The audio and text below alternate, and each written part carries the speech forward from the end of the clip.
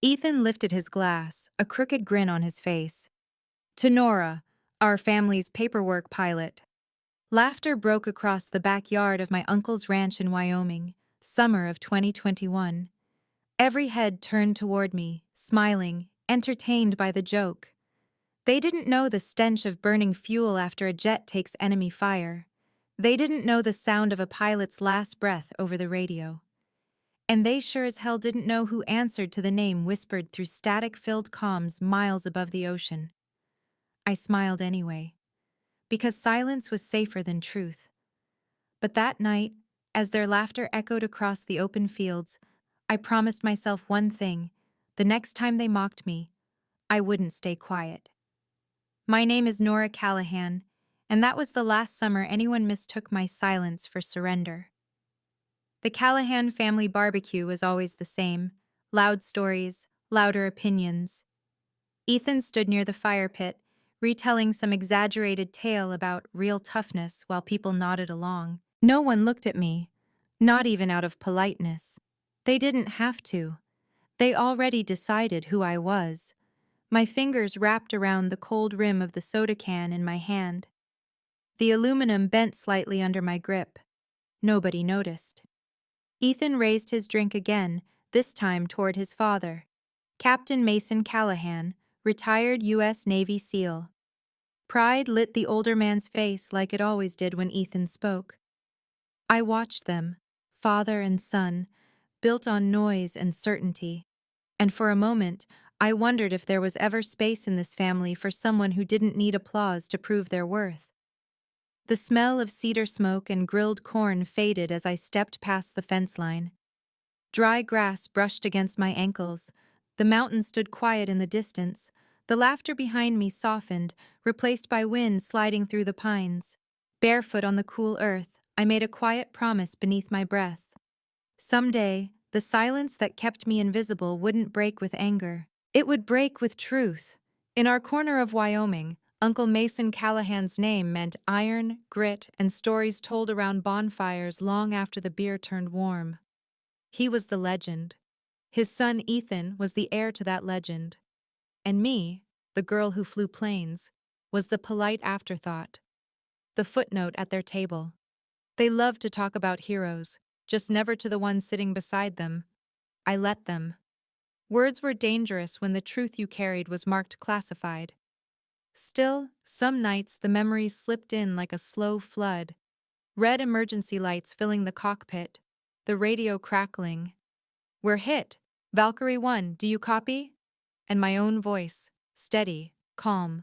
"Copy. I'm not leaving you behind." Weeks later, back at Naval Air Station Lemoore, my commanding officer spoke quietly. "Commander Callahan, Captain Mason Callahan owes you his team's lives. He knows what you did." I froze. So that was the truth buried beneath his silence. The man who raised Ethan's pride like a flag had once been under my wing, literally.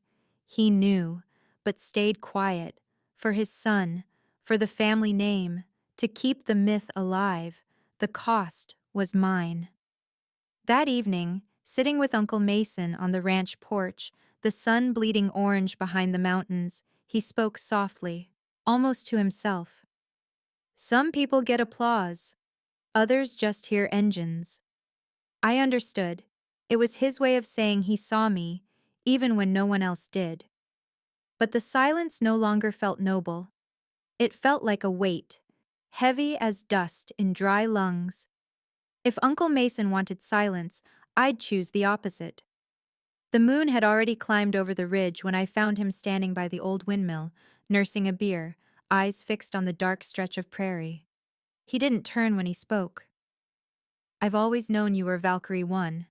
The words hit like a flare, bright, brief, gone. "I just did my job," I said. "But you could have said something, just once." He exhaled. "I didn't want Ethan to feel small." "Then you made me smaller instead." He didn't argue, just nodded. "You're right. My team still owes you one," Uncle Mason said, eyes fixed on the dark stretch of pasture. "But in the service, we don't say thank you out loud. We just remember." I studied his silhouette in the moonlight, broad shoulders, silver at his temples, a man built from orders, silence, and unresolved wars. He wasn't cruel, just carved from an older generation where words were weakness, and acknowledgement shifted the balance of pride. But that balance, the one they guarded so fiercely, was crushing the rest of us. I'm not asking for gratitude, I said quietly. Keep your silence if it keeps you comfortable. But the next time someone laughs at me, I won't be quiet. He finally looked at me. Something in his expression softened. Good, he said. You've earned the right. The cows lowed somewhere beyond the fence line. Crickets hummed. The moon lit the grass in silver. In that stillness, something unspoken took shape. The line between loyalty and fear, pride and love. I walked back toward the farmhouse. Laughter drifted from the porch, and I knew, all at once, that this would be the last summer my silence protected anyone but me. 2 years later, I returned to the ranch for the first time since that summer. I was still Commander Nora Callahan, U.S. Navy. But the confidence I'd earned in the air didn't quite fit inside my family's backyard. Same folding chairs, same country songs, same smoke from the grill curling into Wyoming sky. Nothing had changed. Except me. Ethan stood by the smoker, already performing. He raised his beer and shouted, "Welcome home, Commander. Hear the Navy's keeping you busy with meetings and memos." Laughter, familiar, sharp. I smiled, calm, precise. Depends on the altitude. The laughter died mid-breath. Even the wind stilled. Uncle Mason looked up from his chair, pride and warning crossing his face. I sat, watched the same patterns repeat. Ethan's gym stories, his training programs, his discipline. No one asked about me. Then a new voice broke through. Sergeant Mark Hale, one of Uncle Mason's old SEAL teammates, clapped him on the shoulder. "Hey, Mason, remember that pilot who saved your team outside Mogadishu? What was her call sign again?" The air froze. Sergeant Hale didn't hesitate. He grinned and said it like a punchline. "Valkyrie One, hell of a pilot." My pulse stumbled. He said it casually, but it landed like a confession. A truth no one at that table was supposed to hear. I looked at Uncle Mason. He looked away. His silence, for once, wasn't pride. It was guilt. Ethan laughed, still oblivious. "Well, whoever she is, at least that pilot's got guts. Some people only fly simulators." I set my glass down gently. Some of us fly where there are no do-overs. The words cut through the heat like a blade. No one spoke. I stood up before anyone could recover and walked past the barn, toward the open pasture where the grass shimmered silver beneath the moonlight. Mason's gaze followed me. Heavy, unspoken. There was no storm in the sky that night. It was at that table. Later, fireworks cracked above the fields, red and gold blooming across the Wyoming sky. Ethan stood on a hay bale, performing again, showing his buddies how Navy SEALs really train, flexing, laughing. The sound grated against my chest. Inside, Aunt Marlene, Ethan's mother, handed out lemonade, smiling faintly. "Ethan's doing so well," she said. "And you flying those planes is nice too. Just dangerous." I smiled back. The kind that never reaches the eyes. Outside again, Ethan waved me over. "Hey, Nora, maybe next year you'll join us for real military training." Laughter, again. Even Uncle Mason stayed silent. Then a small voice. Ethan's son, Logan. "Dad, isn't Aunt Nora in the military too?" The laughter died. Ethan smirked. "Not that kind." I knelt beside Logan.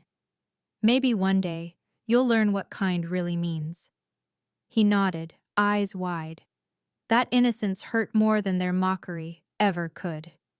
Later that night, I found Uncle Mason alone in the kitchen, beer in hand, eyes tired.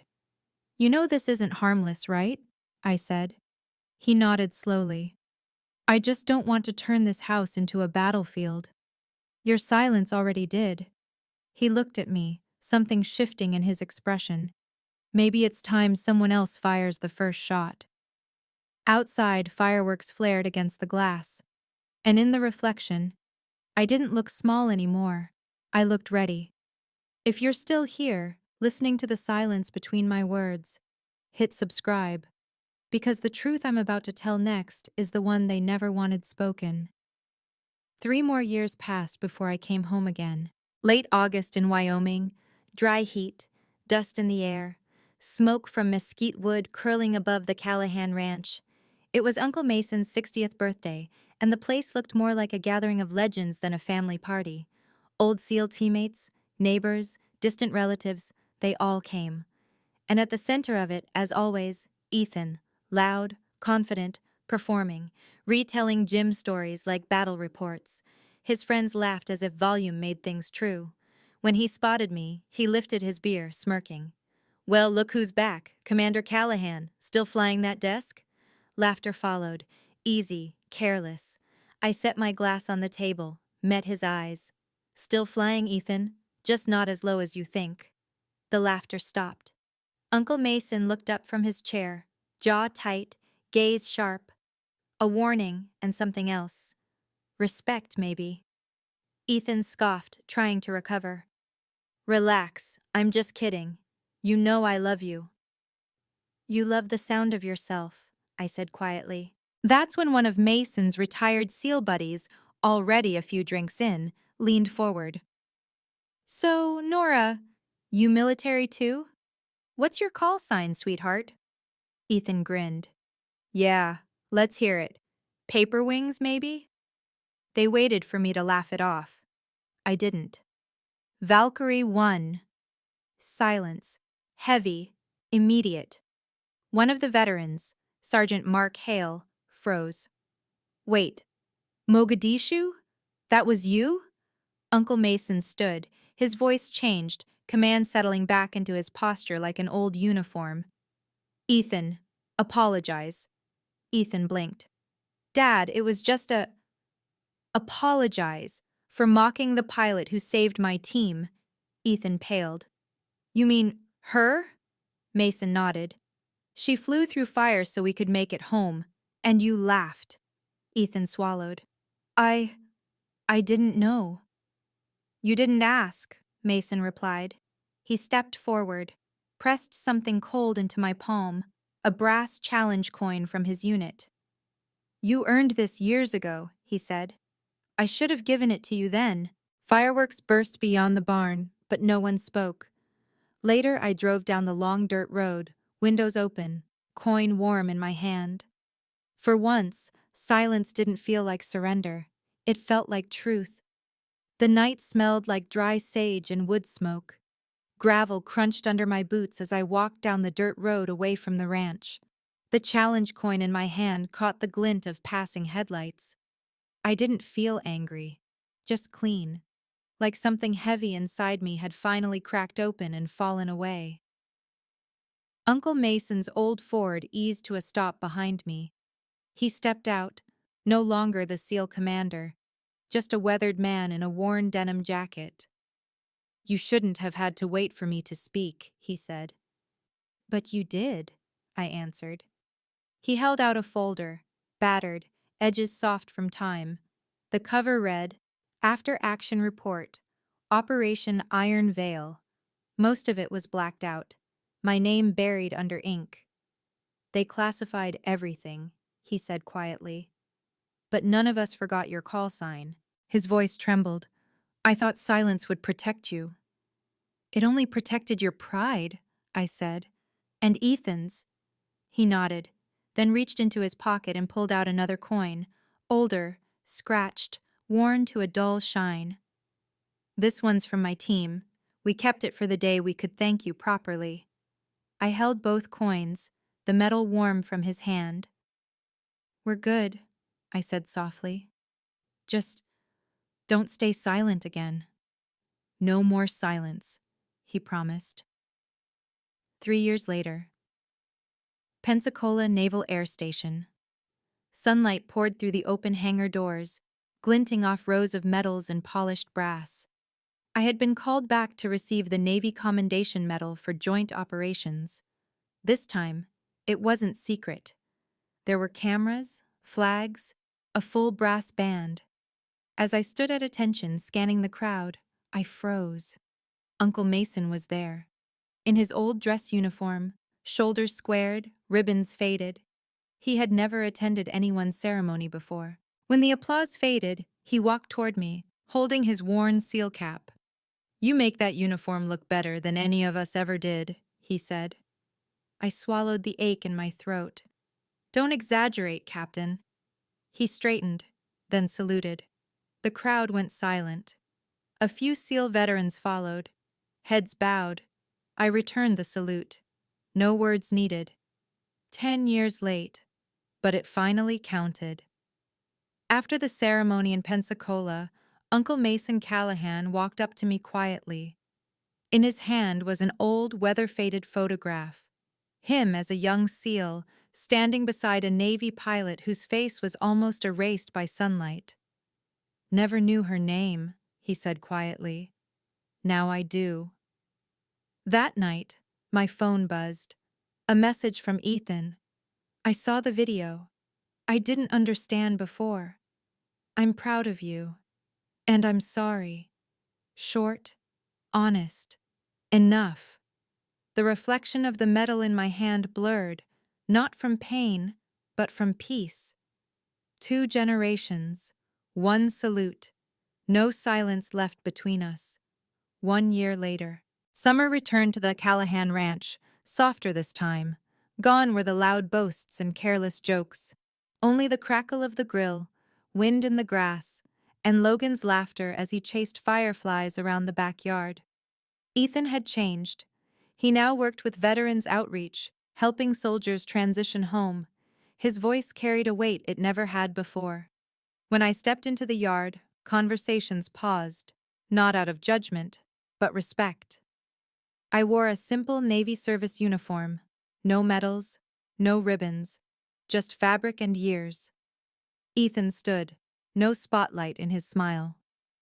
"Everyone, this is Commander Nora Callahan, the pilot who brought my father home."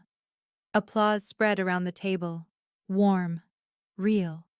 My mom leaned beside me and whispered, "Finally, they see you." "That's not why I came," I said softly. Logan, now 6, dirt on his cheeks and popsicle sticky hands, ran over and tried to stand at attention. "Dad says you flew through storms to save people." I knelt. "I just didn't leave them behind." Something broke open in the quiet. Uncle Mason looked away, shoulders shaking. Ethan rested a hand on my arm. "I should have known." "Now you do," I said, not with pride, with release. Later, when the sun dipped gold behind the hills, Mason found me by the porch. He pressed the old SEAL coin into my hand. "This always belonged to you." I looked at Logan. "Keep it. Let him grow up knowing what it means." Mason nodded and placed the coin into his grandson's small palm. The light caught on the metal, and for the first time in years, everything felt whole. Ethan watched the sunset glint across the coin in Logan's hand, then met my eyes. "Guess we both found what we were looking for," he said. "Respect?" He shook his head gently. "Peace." The last rays sank behind the Wyoming hills, leaving only warm air, cicadas, and the quiet comfort of family. The silence that followed wasn't empty anymore. It was earned. 12 years had passed since that first summer when laughter hurt more than words. I returned to the Callahan Ranch on leave, driving the same gravel road past wheat fields and weathered fences. The farmhouse stood unchanged, white paint sun-faded, wind chimes clinking softly in the evening breeze. The porch had become a gallery of memory. Framed photos lined the wall, Uncle Mason in uniform, Ethan at a veterans event, and Logan, younger then, holding a wooden plane beside his father. And there, between them, a smaller frame of me in my flight suit, visor reflecting sky, beneath the handwritten words, "Valkyrie One, Family of the Brave." Inside, Logan, now 18, stood polishing the glass case that held Uncle Mason's seal coin. He turned when he heard me. "Aunt Nora, were you scared that night?" "Yes," I said. "But courage isn't the absence of fear, it's flying anyway." He smiled, pride and wonder mixing in his eyes. "Dad says bravery runs in the Callahan blood." "No," I said, "it runs in choice." The screen door creaked.